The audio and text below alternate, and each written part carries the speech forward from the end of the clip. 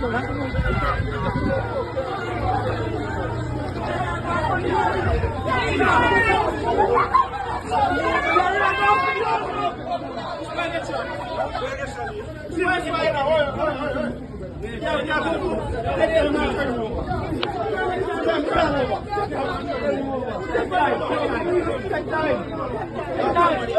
next one then. Wait next one.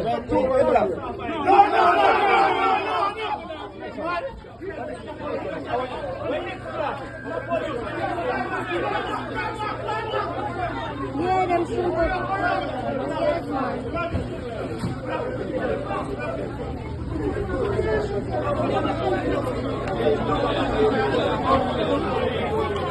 What a horn!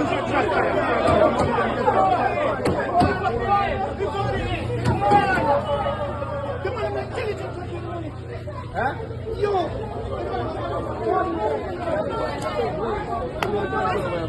Yeah, man, What's that? It's in our microphone line. So what did they answer?